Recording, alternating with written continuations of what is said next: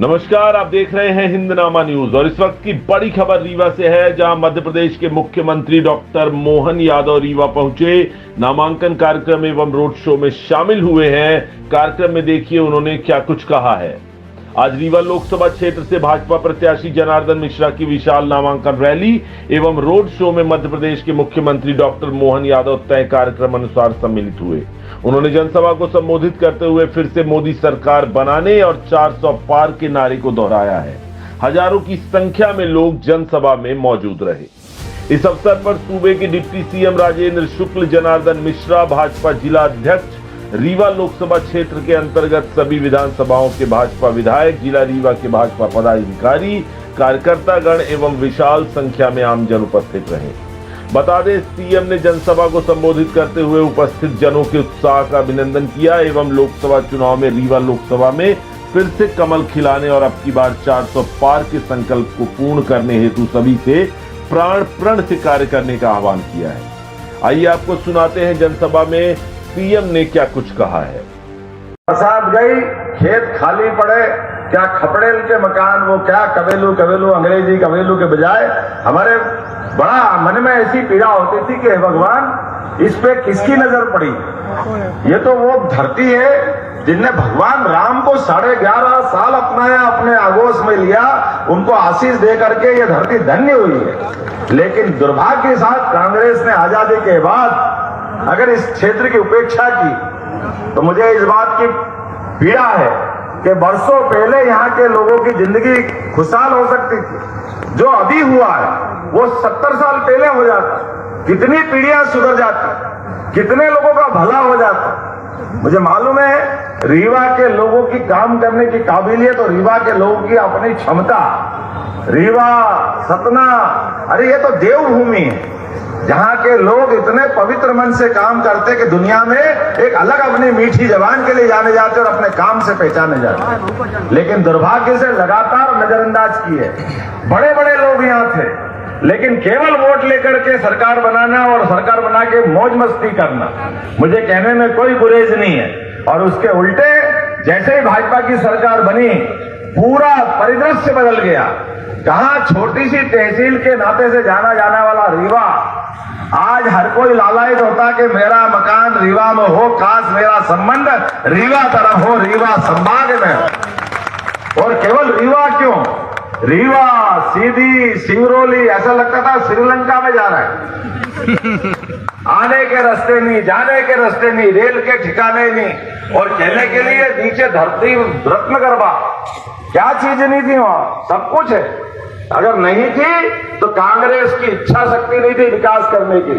कांग्रेस ने गुलाम बनाया हुआ था क्षेत्र को। और जैसे कि बात निकली है, कहां 70 साल और कहां 10 साल। ये चुनाव जो हो रहा है ये हमारे 10 साल का चुनाव हो रहा है। लेकिन इस चुनाव में पहले मैं थोड़ी राज्य सरकार में बात करना चाहूंगा। पूरा क्षेत्र क्या, पूरा प्रदेश, नर्मदा जी यहां से बहती है। आपके क्षेत्र में नदी की अपार संभावना है, लेकिन इस दिशा में कोई काम ही नहीं किया। पूरा प्रदेश त्राहिमाम कर रहा था। कृषि विकास दर, मुझे इस बात की प्रसन्नता है, पूरे विश्व में सबसे ज्यादा एग्रीकल्चर ग्रोथ रेट कहीं है तो मध्य प्रदेश की है। ये हमारी भाजपा की पहचान है, ये हमारे काम करने का तरीका। अरे किसानों की जिंदगी बदलेगी तो अपने आप पूरा परिदृश्य बदल जाएगा। कृषि आधारित पूरा प्रदेश है। किसान को कुछ नहीं चाहिए, किसान को केवल पानी दे दो, बिजली दे दो, बाकी तो वो अपने शरीर को जैसे सीमा पे जवान अपनी जान लगा के खड़ा रहता है, ऐसे ही खेत में किसान उसकी बराबरी करता है। खून को पानी करके लोगों के लिए अन्न उपजाता है। उनको भूखे को अन्न दे करके उसको जो यश मिलता है वो किसी से किसी की कल्पना नहीं हो सकती। और मुझे इस बात की प्रसन्नता है, जैसे जवानों की इज्जत किसी ने नहीं की, ये सारा पाप कांग्रेस के माथे। इस देश के जवानों ने इस देश की रक्षा करने में अपना सब कुछ कुर्बान किया, लेकिन दुर्भाग्य के साथ पाकिस्तान के छोटे से देश के लोग, वहां के सैनिक हमारे सैनिकों के सर काट के ले जाते थे। देश की सरकार मुंह उठाए कुछ करती नहीं थी, देखती रहती थी। उनकी गर्दन काट करके फुटबॉल खेलते थे। इस देश के अंदर बंबई, दिल्ली, जहां देखो वहां आतंकवादी घटना होती थी, लेकिन कांग्रेस के लोग और बाकी लोग इस पूरे मामले में पूरी नजरअंदाजी करते थे। लेकिन बदलते दौर का भारत है, अब ये नरेंद्र मोदी का भारत है। आपने एक बार वोट दिया जनार्दन मिश्रा जी को, तो जो छक्के छुड़ाए कि घर में घुस के मार के आने का दम किसी में है, तो नरेंद्र मोदी और उनकी अपनी सरकार में दम था। और एक बार नहीं, दो बार जाकर के, एक बार सर्जिकल स्ट्राइक मैदान से जाकर मारना, दूसरी बार हवा से जाके मारना, और मारना तो कैसा मारना, छिटके नहीं मारना, डर के नहीं मारना। आपको मालूम है जब सर्जिकल स्ट्राइक के बाद एयर स्ट्राइक हुई, हमारे जवान उनके घर में जाकर के आतंकवादियों के अड्डे तबाह कर रहे थे, तो लौटते आने में हमारा एक हवाई जहाज विमान गिरा लिया। वो याद करो मूछ वाला अभिनंदन, जिसके आधार पे वो बताते रहे थे अभिनंदन आपका सैनिक हमारे पास है। हमारे देश के प्रधानमंत्री किससे कह रहे थे कि केवल बात कर लो, हम आपके सैनिक को छोड़ देंगे। हमारे प्रधानमंत्री ने पूरे देश की इज्जत बढ़ाई। उन्होंने कहा ये नहीं हो सकता है, आपके आतंकवादियों ने हमारे घर में घुस करके हमारे 100वें सैनिकों पे बम गोले चलाए, उनकी हत्या की। हमने जाकर के वो उनके उसी प्रकार के अड्डों को तबाह किया। आपकी फौज और हमारी फौज कहां से आ गई बीच में? हमारे सैनिक का अगर बाल भी बाका हुआ तो अगले दिन का सूर्य नहीं देखेगा, पाकिस्तान हालत खराब कर देंगे। ये हमारे अपने लिए उस समय की ताकत। दिन भर दिखाते रहिए, वो चाय पिलाते रहिए, बिस्किट खिलाते रहिए, दिखाते रहिए हम कुछ नहीं कर रहे, कुछ नहीं कर रहे। भले कुछ तो कर, थोड़ा करने की बात तो छोड़ ही दो, उसकी तरफ आंख उठा के भी मत देखना, और जैसे लाए वैसे छोड़ना। ये नरेंद्र मोदी जी का समय था, और हमें इस बात के गर्व है कि उस समय आपने वोट दिया, वो वोट आपका सार्थक हुआ जनार्दन मिश्रा जी के लिए और नरेंद्र मोदी जी की सरकार बनाने के लिए। हमारे वोट का मूल्यांकन तो हमको करना पड़ेगा। हमने सरकार बनाई, हमने अब बड़ी आशा अपेक्षा के साथ भेजा, तो याद रखना चाहिए कि हमारे वोट का सदुपयोग हुआ कि नहीं हुआ। और दूसरी बात, जब फिर वोट दिया तो वोट देने के बाद 6 महीने से भी कम समय में हमने आपने सबने देखा, सबकी आंखों के सामने, जो जनसंघ के जमाने से कहा था हमने कि ये कश्मीर के अंदर धारा 370 लगाना ये कांग्रेस की सबसे बड़ी भूल होगी, लेकिन कांग्रेस शुरू से हिंदू मुसलमान के चश्मे से देखती आई। एक ऐसा नासूर दे दिया जिसके बलबूते पर देश में लगभग 40,000 से ज्यादा निरपराध लोगों की हत्या हुई वहां पर, और कश्मीर खून में रंगा गया। कश्मीर के माध्यम से पूरे दुनिया में भारत की इमेज खराब हुई, और कश्मीर के मामले को लेकर जो उलझाया गया, मुझे इस बात की प्रसन्नता कि दूसरा वोट जब आपने दिया तो पहले ही झटके में नरेंद्र मोदी जी की सरकार ने 370 उठा के फेंक दी। उन्होंने कहा यह अन्याय नहीं चलेगा। कश्मीर हमारा मुकुटमणि, भारत माता का स्वर्ग से सुंदर स्थान है, और आज इस बात की प्रसन्नता है कि कश्मीर के अंदर जो केसर खिल रही है, कश्मीर के अंदर जो टूरिज्म बढ़ रहा है, अब केवल कश्मीर नहीं, वो पाक अधिकृत कश्मीर वाले भी चिल्ला चिल्ला के कह रहे कि हमको तो भारत में मिला लो, हमको नहीं रहना पाकिस्तान में, ऐसे अन्यायपूर्ण जगह हमको नहीं रहना। बिजली नहीं, पानी नहीं, सड़क नहीं, विकास की कोई संभावना नहीं, जबरदस्ती बंदूक के नोक पे उसको रखा हुआ है। मुझे इस बात की प्रसन्नता केवल एक ही मामला नहीं, लंबे सारे बहुत सारे मामले, और तो और सुप्रीम कोर्ट के निर्णय का पालन करने के लिए केंद्र सरकार बनती है, और केंद्र सरकार के लिए गए निर्णय का हम सब देखते हैं। एक सुप्रीम कोर्ट ने निर्णय किया 3 तलाक का 35 साल पहले, लेकिन सरकार में दम नहीं था। तत्कालीन कांग्रेस की सरकार में मेजोरिटी पूरी थी, वर्तमान मोदी जी की मेजोरिटी से भी ज्यादा थी, लेकिन सुप्रीम कोर्ट ने कहा कि 3 तलाक अमानवीय है, ये गलत है। बहनों की जिंदगी को नरक में धकेलता है।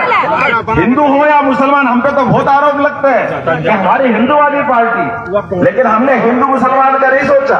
हमने कहा भले मुस्लिम बहने हैं, लेकिन है तो भारतीय, तो उनकी बहनों के साथ क्यों अन्याय होना चाहिए? बाल बच्चे हो गए, परिवार बढ़ गया, केवल फोन पे ही तलाक तलाक तलाक, और बहन की जिंदगी नरक में, ये नहीं चल सकता। नरेंद्र मोदी ने कहा कि 3 तलाक 35 साल पहले सुप्रीम कोर्ट ने निर्णय किया।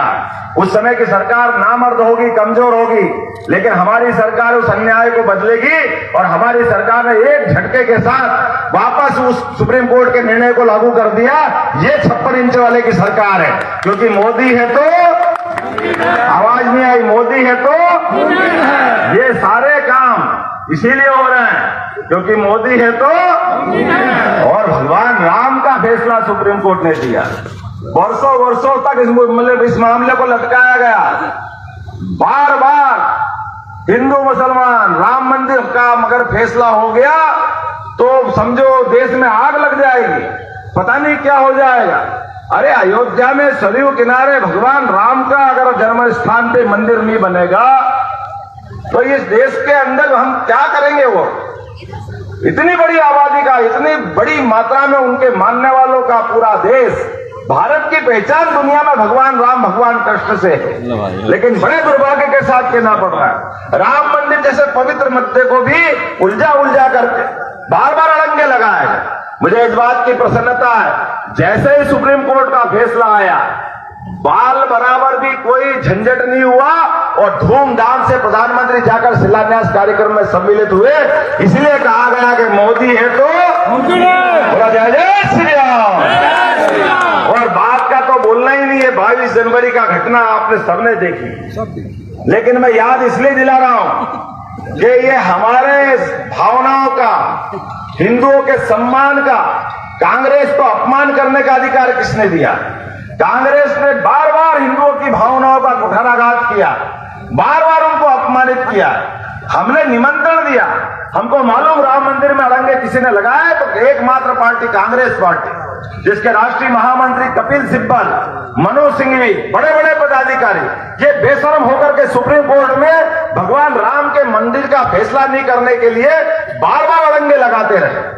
लेकिन दुर्भाग्य के साथ कहना पड़ रहा है, इन्हें जितना करना था वो सब कर लिया, लेकिन सौभाग्य की बात है माननीय सुप्रीम कोर्ट ने वो जब फैसला दिया तो दूध का दूध और पानी का पानी हो गया हमारे अपने देश के अंदर। बोला जय जय श्री राम। अयोध्या का धाम आज दुनिया में इस बात की मिसाल बन गया कि हिंदू हो या मुसलमान, और तो और जिनने 70 साल तक इस मुकदमे में सामने आकर के मुस्लिम पक्ष का नेतृत्व किया, वो भी प्रसन्नता के साथ लोकार्पण में शामिल हुए। ये हमारे देश का अपना चरित्र है, यहाँ राम और रसखान की संस्कृति है। लेकिन अगर कोई नहीं गए तो एकमात्र पार्टी कांग्रेस ने इस कार्यक्रम का बहिष्कार किया।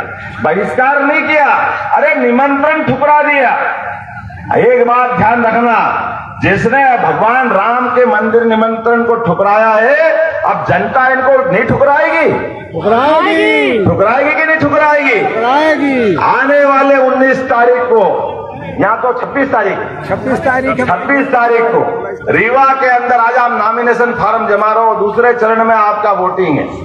एक एक आदमी घर घर से निकल के जाएगा और किसी हालत में भगवान राम का जो अपमान हुआ है उसका बदला लेके मानेगा। बोलो बदला लेगा कि नहीं लेगा? ये आपको प्रभु राम का स्मरण करके जाना है।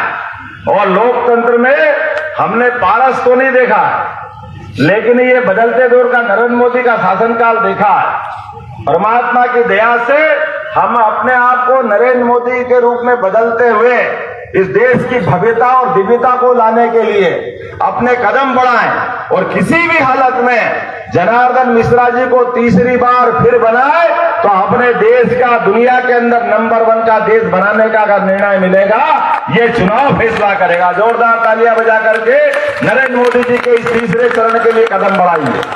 और अब अयोध्या नहीं अकेले, अयोध्या तो छोड़ो, अरब में भी, अबू धाबी में भी मंदिर बनवाया। ये अगर कलेजा किसी का है तो मोदी है तो ये बदलते दौर का भारत, एक नहीं दो नहीं कितने प्रकार के काम, और इस सरकार के काम राजन भैया ने गिनाए।